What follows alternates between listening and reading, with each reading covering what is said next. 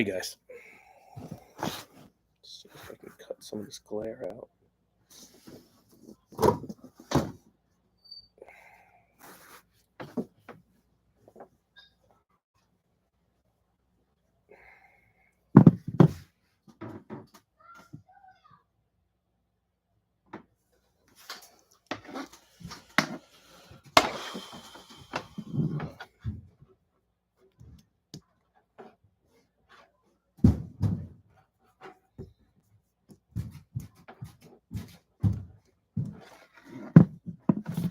All right, so welcome. Try to do a quick hangout. What up, Mike? Hope you're getting closer to that 1,000, Mike.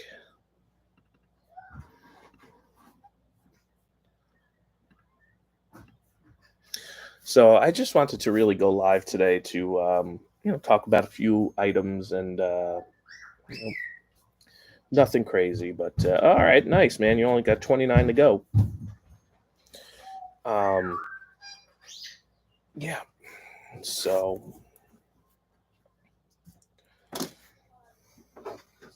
Mike, if you really want the collection to blow up, I would strongly suggest, and I don't know if you're into this or not, but if you got like variations of even cards you currently have, like miscuts or different versions and stuff like that, I think you'd really find that that's a whole nother level to get into, and it's really fun and exciting to do.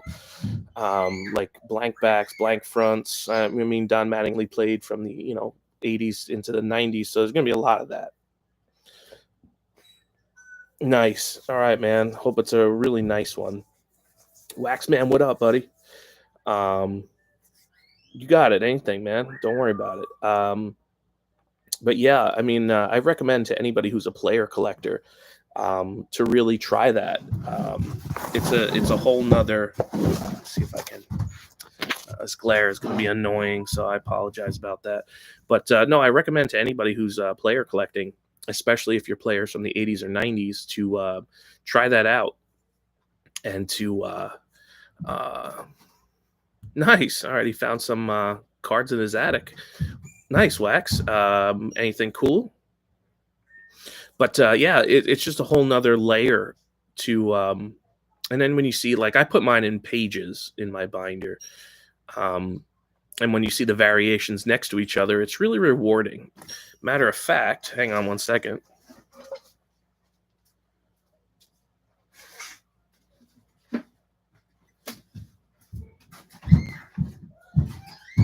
Speaking of variations, one of the things that I've been up to as a side project, which really isn't, I wasn't doing this to make this more of a collection, but, like, how do I put this? I'm not going out of my way to get other cards, because I collect Gary Carter, but I bought some packs at the National, actually, of 88 Superstar sticker.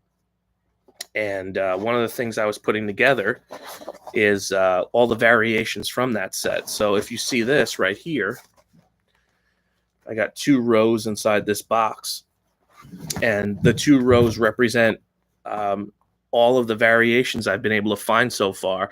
So if I was just putting the set together, what do I have? A total of, I don't know, 60 some cards, 66. Yeah, 66 in the set. I'd have been done a long time ago. But because I'm putting it together with all the variations, I have, a couple hundred here. So I think that's pretty cool. But my quest for this was only to get more variations of Carter. But I think that's it. I've pretty much bottomed out on it, in that I think I have all the variations at this point. I haven't seen any difference in any of the variations. So that's pretty cool. Let me see if I could find something here that would be up Mike's alley. So this is, hang on one second, Mike. Let me put that like that, right? Yeah, let's do that. And we'll move this one aside, this one aside. Okay, ready? So, put that Wally Joyner back.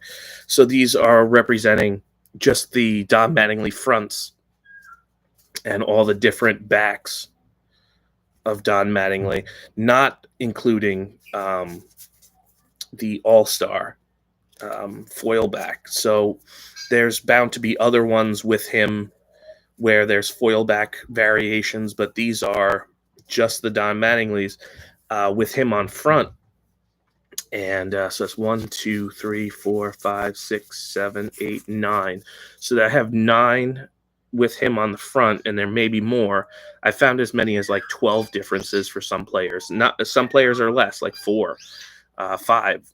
But this would be something I would argue, Mike, to get into, that you can basically explode exponentially the number of cards in your player collection. That's, again, if you're into that sort of thing. No, I actually don't use the trading card database. So it looks like Wax picked up Topps Update, Rookie, Springer, Abreu, Betts, and DeGrom. Nice. No, I actually don't really use the trading card database very much. Nice, a sealed bag with a Mattingly poster in it he found. No, I don't really use it. I just kind of do it from the raw hunt. Periodically, I think CLMC is pretty good with finding variations too. Their prices are a little high for singles, but you can definitely use them too. But I know a lot of guys use the trading card database. The reason why I don't like trading card database as much as maybe some others is that they don't necessarily list all of the off-brand stuff, and they don't really get into for instance, they don't get into those, like the various backs, and they don't really get into like board games. So like they're APBA and Avalon Hill, they don't do a lot of that. I don't know if they do any of that really. I'd have to defer to somebody who does that and looks at it. The formal living rooms and dining room into a sports bar. Nice. All right, good for you, Wax. But yeah, the trading card database I find to be only with like bigger name brand stuff, few off-brand things. Something that comes to mind would be like the police set from '85. That's off-brand, but they have that listed. But there's a lot of things that they don't in their official counts of what counts as a player card. So yeah, no, I could totally understand why people like it. It's valuable. But I also don't post anything there. I know that some people post their collections and stuff like that. Nice. All right, Wax. Look forward to it, man. And then I have the 89, which I did the same thing for, but these are the doubles. I have the 89, I believe, upstairs. I should really bring it down here and remove some of it from taking up space in my actual collection area. But one of the other things I was happy to get a while back, and I never really thought much about it other than I just wanted to have one, and I really like the player. He's probably my favorite, current player. But I picked this up a while back. It was the 2014 Charleston River Dog selfie, and it's got Aaron Judge on it. And I don't know, I just like the card. I think it's pretty cool that the team is in there.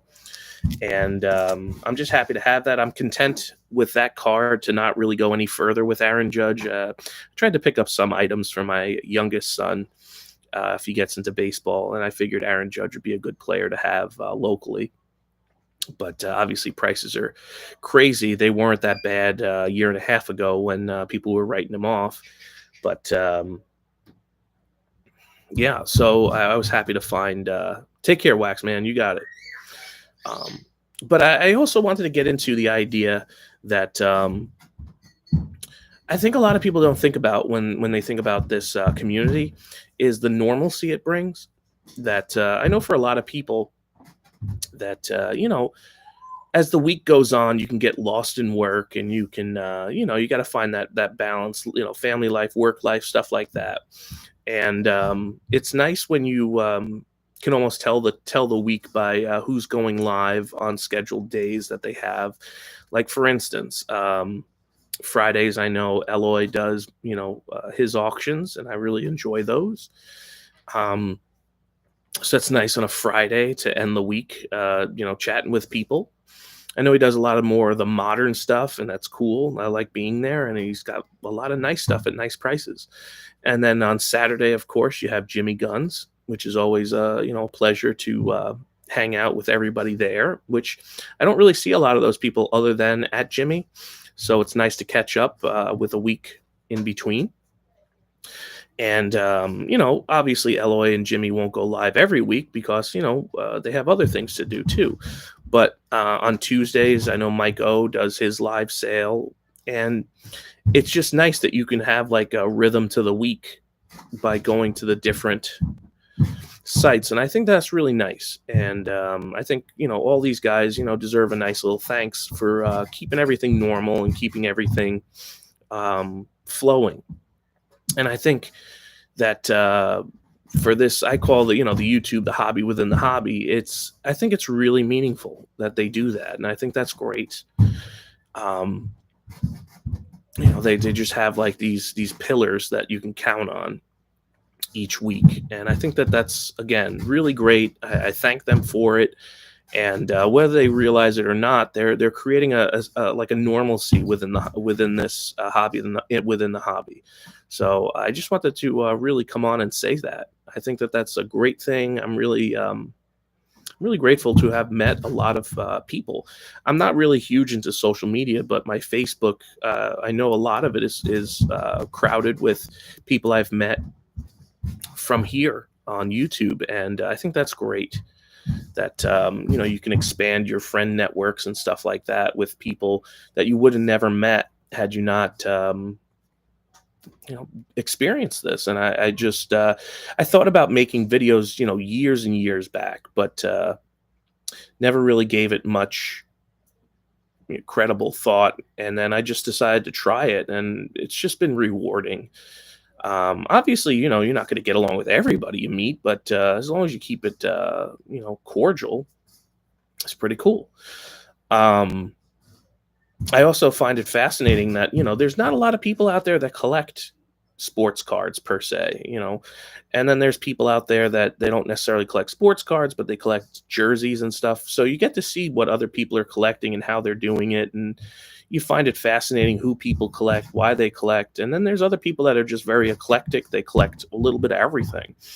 um, I guess when I was younger, I was very focused on my collection, but I would get um, odd cards to throw into the collection. I've always enjoyed like the offbeat cards and stuff like that, like stickers and stuff, as you can see.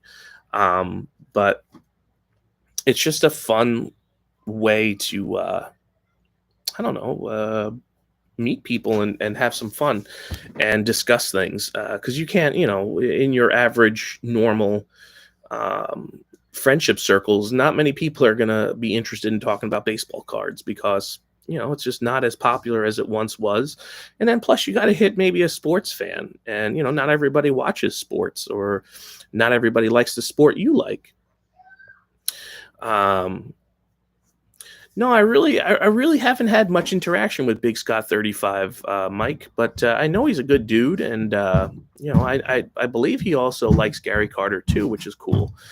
um but I think it's nice to have this. And it's funny you mentioned that, but I'm looking for like Tuesdays Mike O, Fridays Eloy, Saturday is Jimmy. I know RSR used to go on Sundays, and I know RSR has kind of stepped back from that, but I'm looking for people to fill in the Monday, Wednesday, Thursday time slots, if you will, and I guess Sunday.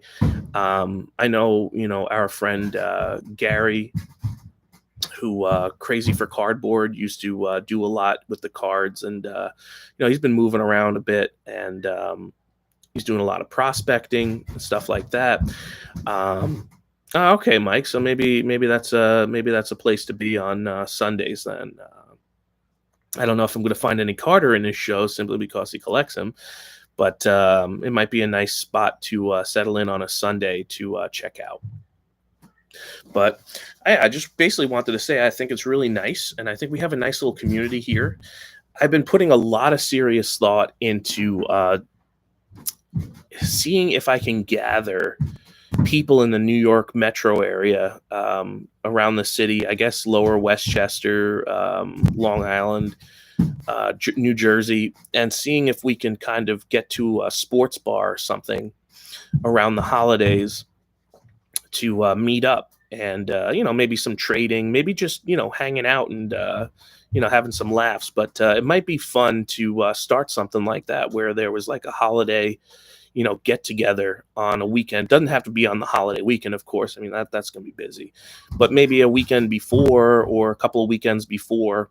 It might be a nice little tradition to do. Even if four people showed up, I think it would be a fun thing. I could take the train into the city, get to a sports bar. I'd basically have to coordinate space in the bar too, because I know that when people do like Illini, or like my wife would do like the Illini alumni, in New York City, they would go to a particular sports bar.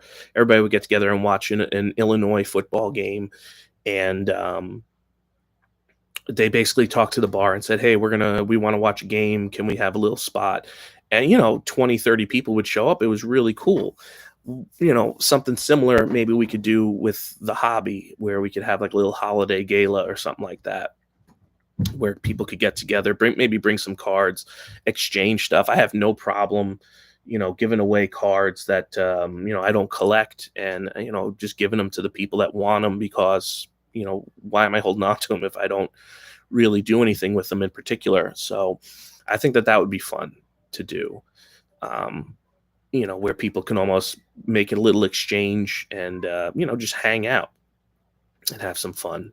But if anybody has any ideas or is interested in doing something like that, and again, if anybody is in different regions, I think it would be great to maybe coordinate people, to set up like I don't know, a YouTube sports card, holiday weekend where you could see a whole bunch of videos of people getting together around the holidays, doing something like coordinated like that, where people could go live and they could link up. Now, I don't have a channel that I can go live on my phone because I don't have enough of a following to do that.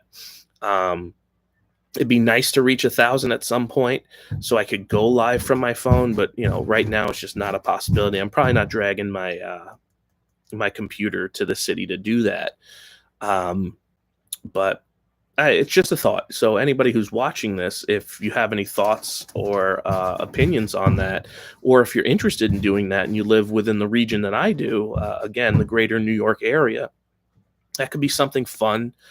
And I'd love to hear from you. My email is inside of my about information. So, email me and let me know, and we can kind of put it together. And even if it started small for a first year or two, it could be something. You know what I mean? It's not going to be wild or hundreds of people, but you start small and then you build up to a couple dozen people. That could really be a fun little thing that people look forward to. Just like I was saying about looking forward to like the weeks and telling the days of the week by what's going on. That's true, Mike. I could go with StreamYard. I've had a little bit of difficulty with it, experienced a little difficulty, but I know other people do it. I think Jimmy does StreamYard and stuff like that, so it seems to work for him. I just basically have to explore that a little bit more.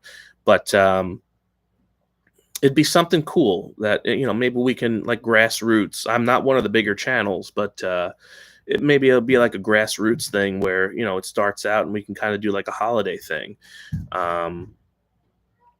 So yeah, that's what I do. I'm an ideas person, and I try to come up with interesting ideas to do. And I know some of the bigger channels could potentially swing that better than I can, simply because they have a larger following, can reach more ears to fill them in on it. But thoughts and opinions are welcome. And that's really it. I just wanted to go live really briefly and thank, the community at large for being, a fun community, a great community. It's a collection of great people, and just making the weeks normal, if no other word. Very enjoyable. Uh, Excellent to meet people. Mike, at some point we gotta meet up. I know that you were at the National. Maybe we missed days that we would have seen each other at the National. It would have been great to see you there. Um, and I know that you were hanging with Mike O and a lot of those guys. Again, I don't know what days they were there, but our hours may have conflicted and stuff like that. But I was only there for one day, and yeah, so I'm probably most likely not going to be at the Chicago one. And I mean, if it's at Cleveland, it's not exactly close, but it's not terribly far away either. I'd have to think about it. I'd really like to turn it into like a family weekend where I can go for a day, hang out with the family at some local amusement park or something like that, and make a weekend out of it. But I feel like when I was at the National, one day is pretty much good enough for me. New Jersey was manageable in that I saw the whole floor and the whole entire place within 2 hours. And I circulated through it about 4 or 5 times from side to side, east to west to east, all over the floor. And what made it easier for me was that I'm very specific in what I collect, and not a lot of guys had what I collect. So I was a lot more focused on modern stuff. I was really hoping that it might tip in my balance and work to my advantage being a regional in New Jersey, that more people would have Gary Carter stuff. But again, he's not the most famous Hall of Famer, and I didn't expect to find anything crazy. But I did walk away with some nice packs, like I said, of 88 superstar sticker, and I was really happy to open those when I got home and go through the packs and see what variations I can find. I did find a slew of rookies and second year cards, and that was cool, but nothing truly mind blowing. And a lot of guys with their pricing were a little outrageous. I remember my first table I saw was literally as soon as you came up the escalator after getting your wristband. There was a guy right at the corner, right at the escalators. I saw a Carter rookie, and it was right there in the showcase, and I inquired about it, and he had $50 on it. I mean, the condition it was in was nowhere near it. And I just, I said, I started walking away, and the guy was like, "Oh, if you get more, I'm willing to cut a deal." And I was like, "We're not going to be able to make a deal here because your high is too high." And some people's prices were just ridiculous. They wanted far too much money for, the card in its condition. I remember one guy, so a super nice guy, mind you, but he showed me a card. He's like a rookie, that's really what I saw, a bunch of rookies of Carter. And he's like, "Oh, this is super clean. It's sharp." It really wasn't. It had a lot of problems to it. And he just, was not budging on his either $50 or $60 valuation. It's like, it's just not worth it. I can go on eBay and, find that same conditioning of card for $15.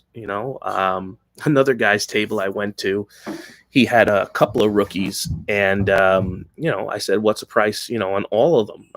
I'll take them all." And he quoted me, I could hear him, he out loud was going through the prices, and he's like, how about 150? It was 3 cards. And I looked at him like, you got to be out of your mind. Like, this is a $15 card. That's a $15 card. And this one, the condition is probably 25. I mean, you could tell people that this is all you do and collect one player, but, and that you're pretty well versed in what the valuations of things are. And it was kind of like they looked at you like you don't know what you're talking about, or they didn't believe you. And I was like, okay, you got to be willing to walk away from it. It's like buying a car. If the price isn't right on what you're wanting, you just have to be willing to walk away from it. And the dealer in the car dealership has to be willing to let that sale go out the door because they wouldn't budge on something that was unreasonably high priced. or highly priced. So I found a lot of that at the National, that some people were just unreasonably highly priced on some of their materials. Now, again, I was there on Saturday, and my assumption was that I think it was Saturday. It could have been Friday. I think it was Saturday though.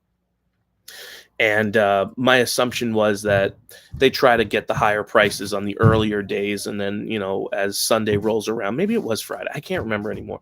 But as the trying to think, maybe it was Friday.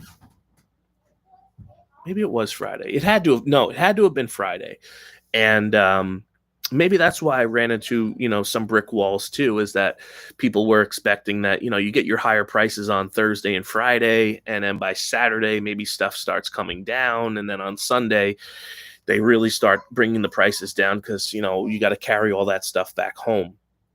So um, maybe it was just the wrong day of the week of the National that I hit it. But regardless, it was fun to do. It was fun to meet up with a bunch of people. I did meet up with Eloy and the guys staying with him.